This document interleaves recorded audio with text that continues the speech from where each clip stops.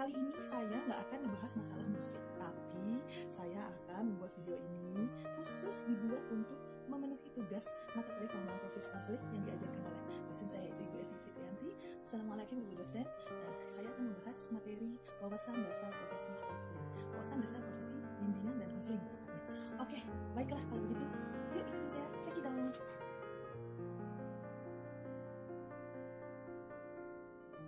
Apa itu profesi, pekerjaan, dan profesional? Jadi, saya mau membahas masalah profesi. Profesi adalah pekerjaan yang membutuhkan pelatihan dan penguasaan terhadap suatu pengetahuan khusus. Ingat ya, profesi adalah pekerjaan yang membutuhkan pelatihan dan penguasaan terhadap suatu pengetahuan khusus. Nih, ada di samping ya.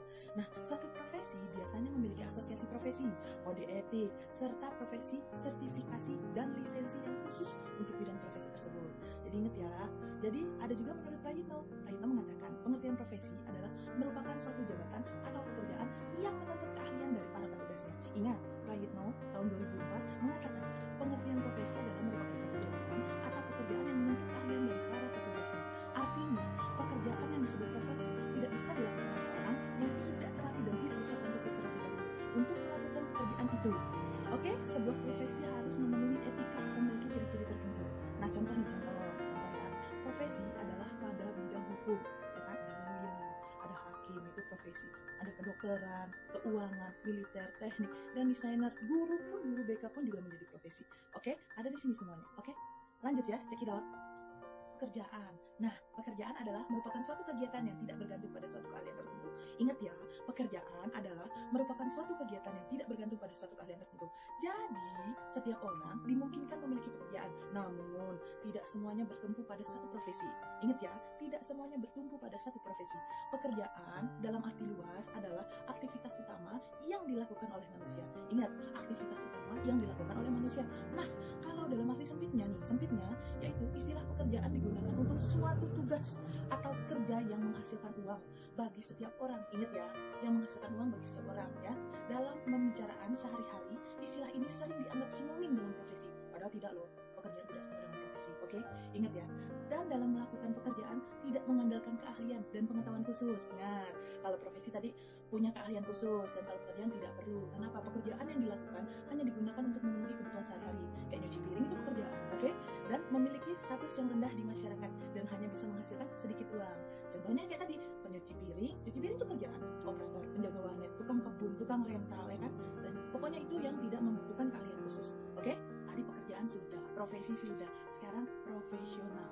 Profesional, saya jelaskan ya. Profesional adalah seorang yang memiliki suatu profesi tertentu. Nah, ingat ya, profesional adalah seseorang yang memiliki suatu profesi tertentu. Walaupun begitu, istilah profesional juga digunakan untuk suatu aktivitas yang menerima bayaran. Profesional pasti menerima bayaran dong, sebagai lawan kata dari amatir. Nah, ingat tadi, beda dengan pekerjaannya. Atau seorang profesional adalah seorang yang hidup dengan mempraktikkan, ya kan? Dengan mempraktikkan suatu keahlian tertentu, atau dengan terlibat dalam suatu kegiatan tertentu yang menuntut keahlian. Nah, profesional berarti dia mempunyai keahlian. Sementara orang lain bila sekedar hobi, ingat ya. Sementara orang lain bila melakukan hal yang sama, hanya sekedar hobi dan untuk senang-senang saja atau untuk mengisi waktu luang. Ingat ya, kalau orang lain melakukan pekerjaan itu tuh hanya sekedar hobi, tapi kalau profesional melakukan itu untuk mencari uang, gitu. Beda ya. Contohnya petinju. Petinju kan ada yang sekedar hobi ya, dia hanya tinju-tinju biasa saja. Tapi kalau profesional dilakukannya untuk mencari uang, dia mendapat bayaran lebih karena dia sudah profesional. Mereka menerima bayaran untuk setiap pertandingan tinju yang dilakukannya. Sementara olahraga tinju itu sendiri umumnya tidak dianggap sebagai profesi, tetapi apa? Hobi. Hobi saya bertinju misalkan. Gitu. Bisa tidak? Nih, contoh lagi ya. Ada suatu pertanyaan misalnya. Bisa tidak ya pekerja naik menjadi profesional? Nah, nih pertanyaan buat kalian. Bisa tidak ya pekerja naik menjadi profesional? Jawabannya adalah ya bisa dong, ya kan? Selama pekerjaannya mendapat bayaran yang baik apabila si pekerja tersebut mempunyai keahlian yang tinggi. Ingat, pekerja bisa jadi profesional asal dia punya keahlian. Ayo sekarang siapa tahu kita bisa jadi profesional, ya kan? Sip. Lanjut ya, check it out. Tadi udah saya jelaskan masalah profesi, pekerjaan, dan profesional. Nah, ini saya kasih slide tentang ciri-ciri, syarat, dan karakteristik profesi ya. Oke, lihat slide-nya ya. Check it out. Umum, ada beberapa ciri atau sifat yang sering nampak pada profesi. Satu, adanya pengetahuan khusus. Yang kedua, adanya kaidah dan standar moral yang sangat tinggi. Yang ketiga, ketiga, mengabdi pada kepentingan masyarakat. Yang keempat, ada izin khusus untuk menjalankan suatu profesi. Jadi, untuk menjalankan suatu profesi harus terlebih dahulu ada izin khusus ya guys. Yang kelima, kaum profesional biasanya menjadi anggota dari suatu profesi. Nah, ini syarat-syarat suatu profesi. Dibaca ya guys.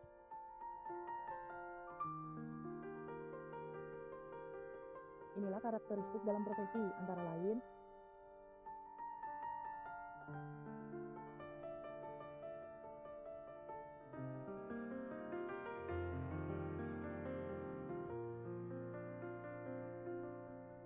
guys, tadi kita udah ngebahas masalah ciri-ciri, syarat, karakteristik profesi ya, dan pengertiannya semua. Dan sekarang kita akan membahas apa? Ada berapa sih istilah dalam profesi itu? Nah, ini dia. Profesi, istilah dalam profesi itu yaitu ada profesional, ada profesionalisasi, ada profesionalisme, ada profesionalitas. Jadi ada 4 ya. Ada berapa istilah dalam profesi? Yaitu profesional, profesionalisasi, profesionalisme, dan profesionalitas. Mau tahu? Yuk nih, slide-nya di bawah ya. Oke, cekidot.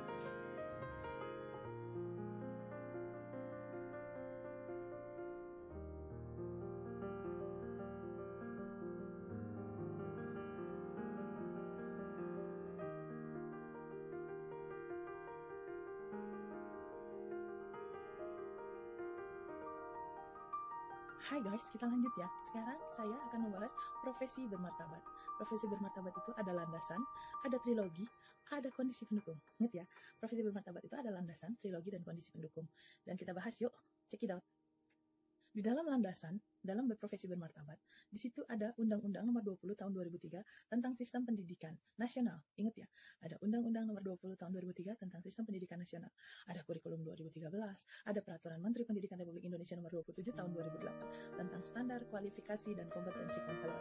Asalnya adalah Undang-Undang Nomor 20 Tahun 2003 tentang Sistem Pendidikan Nasional. Sangat tepat menyebutkan bahwa konselor adalah pendidik, tentunya dengan makna agar para konselor itu melaksanakan kinerja profesional dalam kualitas yang tinggi bagi suksesnya pengembangan potensi peserta didiknya ya, pengembangan potensi peserta didik secara optimal pada segenap jalur, jenis dan jenjang pendidikan, baik dalam kelembagaan formal persekolahan maupun di masyarakat luas. Dalam hal ini secara khusus saya ingin menekankan yaitu bahwa di satu satuan pendidikan tempat para guru dan guru BK atau konselor mengabdikan diri, hendaknya terjadi kerjasama yang sangat baik antara kedua tenaga pendidik itu. Ingat ya, apabila kerjasama ini terjadi, maka saya yakin proses pembelajaran dan pembinaan peserta didik akan dapat berlangsung secara efektif untuk dicapainya hasil pendidikan yang terbaik. Ingat, kita perhatikan pula kondisi nyata di lapangan yang di samping tampak adanya kemajuan-kemajuan sangat berarti yang telah kita capai melalui program-program ya kan, pembangunan pendidikan, juga masih terjadi berbagai hal yang bisa dimaknai secara kurang berhasilnya upaya pendidikan kita. Kita bangga dengan potensi yang tinggi dalam angka kelulusan ujian nasional, tetapi masih sering juga terdengar isu tentang praktik menyontek dalam ujian dan pembocoran soal ujian, tawuran antar pelajar, antar mahasiswa, antar anggota masyarakat, gangguan keamanan dan perilaku menyimpang dan kurang terpuji, kejahatan, kekerasan pada umumnya, dan kekerasan dalam rumah tangga masih juga sering terjadi. Hampir setiap hari kita melihat berbagai tayangan dan pemberitaan di media massa yang isinya dapat membangkitkan hal-hal yang mengganggu kehidupan serta perkembangan mental psikologis peserta didik. Gangguan ini tentulah tidak boleh dibiarkan begitu saja, tetapi perlu ditanggulangi agar tidak menambah permasalahan yang lebih kompleks. Gangguan tersebut perlu dijernihkan sehingga peserta didik tidak justru terbawa arus oleh kondisi yang tidak kita harapkan itu. Penanggulangan tersebut sangat perlu kita upayakan agar tidak berpengaruh merugikan terhadap keberhasilan peserta didik dalam belajar dan pengembangan potensi mereka. Dalam hal ini, kerjasama antara guru mata pelajaran dan guru BK atau konselor sangat diperlukan di sekolah. Oke? Nah, sedangkan kurikulum 2013 dirancang dengan tujuan untuk mempersiapkan insan Indonesia supaya memiliki kemampuan hidup sebagai pribadi dan warga negara yang produktif, kreatif, inovatif, dan afektif, serta mampu berkontribusi pada kehidupan bermasyarakat, berbangsa, bernegara, dan peradaban dunia. Oke, lanjut. Dan satu lagi, ini yaitu adanya Peraturan Menteri Pendidikan Republik Indonesia Nomor 27 Tahun 2008 tentang Standar Kualifikasi dan Kompetensi Konselor. Mempersyaratkan bahwa kualifikasi konselor minimal sarjana pendidikan S1 bidang bimbingan dan konseling dan tamatan pendidikan profesi konselor atau PPK, dan memiliki kompetensi pedagogik, kompetensi kepribadian, kompetensi sosial, dan kompetensi profesional. Ingat ya, jadi landasan itu ada 3 ya. Oke, check it out.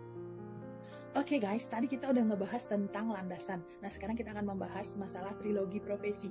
Oke, trilogi profesi itu ada 3, yaitu praktek profesi, dasar keilmuan, dan substansi profesi. Pembahasannya adalah dalam suatu profesi konselor diidentifikasikan 3 komponen secara langsung saling terkait. Ketiganya harus ada, dan apabila salah satu atau lebih komponen itu tidak ada, maka profesi konselor akan kehilangan eksistensinya. Ketiga komponen trilogi profesi konselor adalah 1. Dasar keilmuan, 2. Substansi profesi, dan 3 adalah praktek profesi. Memperhatikan ketiga komponen trilogi profesi tersebut, dapatlah dikatakan bahwa suatu profesi konseling tanpa dasar keilmuan yang tepat akan mewujudkan kegiatan profesional konseling yang tanpa arah dan bahkan malpraktik loh. Nah, tanpa substansi profesi, suatu profesi konseling itu akan kerdil.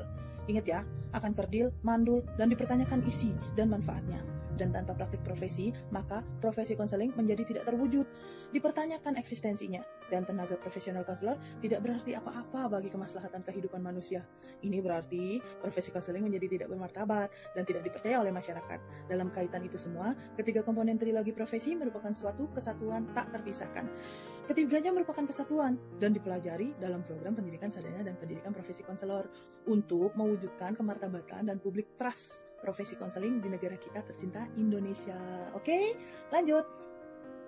Oke guys, tadi kita udah ngebahas masalah landasan, trilogi, dan sekarang kita akan ngebahas masalah kinerjanya didukung oleh apa nih? Oke, pelayanan konseling bermartabat akan dapat diwujudkan dalam kinerjanya didukung oleh kondisi 1.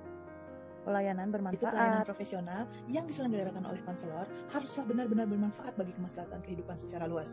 Oleh karena itu, upaya pelayanan bimbingan dan konseling tidak boleh sia-sia atau terselenggara dengan cara-cara yang salah atau malpraktik, melainkan terlaksana dengan manfaat yang setinggi-tingginya bagi sasaran pelayanan dan pihak-pihak lain yang terkait. Ya, yang kedua yaitu pelaksanaan bermandat. Pelaksanaan bermandat, ingat ya, yaitu pelaksanaan atau pelayanan profesional bimbingan dan konseling diselenggarakan oleh konselor yang bermandat. Pelayanan konseling harus dilakukan oleh tenaga yang benar-benar dipercaya untuk menghasilkan tindakan dan produk-produk pelayanan dalam mutu yang tinggi. Program pendidikan sarjana dan pendidikan profesi yang terpadu dan sinambung merupakan sarana dasar dan esensial untuk menyiapkan pelaksana bermandat. Lulusan pendidikan profesi konselor diharapkan menjadi tenaga profesi handal yang layak memperoleh kualifikasi bermandat, baik dalam arti akademik, kompetensi, maupun posisi pekerjaannya. Nah, lanjutnya, yang ketiga, yaitu pengakuan sehat, yaitu pelayanan profesional bimbingan dan konseling diakui secara sehat oleh pemerintah dan masyarakat dengan kemanfaatan yang tinggi dan dilaksanakan oleh pelaksanaan yang bermandat. Pemerintah dan masyarakat tidak ragu-ragu mengakui dan memanfaatkan pelayanan bimbingan dan konseling. Jadi, ketiga hal tersebut dapat menjamin tumbuh suburnya profesi konseling menjadi profesi yang bermartabat. Konseling sebagai suatu profesi yang sedang berkembang loh. Para anggota profesi konseling harus berusaha memenuhi standar konselor agar konseling dapat berebut kepercayaan publik, ya, atau sering kita sebut dengan public trust. Nah, konselor dapat merebut kepercayaan publik melalui peningkatan kinerja konselor dalam pelayanan konseling bermartabat. Nah, kekuatan eksistensinya yaitu kekuatan eksistensi suatu profesi bergantung kepada public trust. Itu menurut Brick and Blacker pada tahun 1986. Masyarakat percaya bahwa layanan diperlukan itu hanya dapat diperoleh dari konselor yang memiliki kompetensi dan keahlian yang terandalkan untuk memberikan pelayanan konseling. Oke? Nah guys, sekarang udah jelas dong ya apa aja yang dibahas di wawasan dasar profesi bimbingan konseling. Pemirsa udah nggak bingung dong ya. Kalau begitu saya akhiri pembahasan kali ini. Kita jumpa di pembahasan berikutnya. Dan saya juga mau mengucapkan terima kasih kepada ibu dosen saya, Bu Evi. Semoga Bu Evi sehat selalu, panjang usia dalam taat beribadah kepada Allah, selalu dalam lindungan Allah, dan bahagia dunia akhirat bersama keluarga tercinta. Amin ya rabbal alamin. Makasih banyak ya Bu, udah kasih tugas ini. Thank you. Jadi ngerti dan lebih buka buku Bu. Thank you banget ya. Oke guys, semuanya jangan lupa subscribe, like, and comment. Terima kasih ya semuanya. Saya mohon maaf lahir batin apabila ada salah dalam penyampaian kali ini. Subhanakallahumma wa bihamdika asyhadu alla ilaha illa anta astaghfiruka wa atubu ilaik. Don't forget, jaga iman, jaga imun, stay safe and keep healthy ya pemirsa. Tetap sehat di rumah, jangan kemana-mana selama pandemi ini. Oke, ciao, terima kasih. Assalamualaikum. Cekidot, ciao.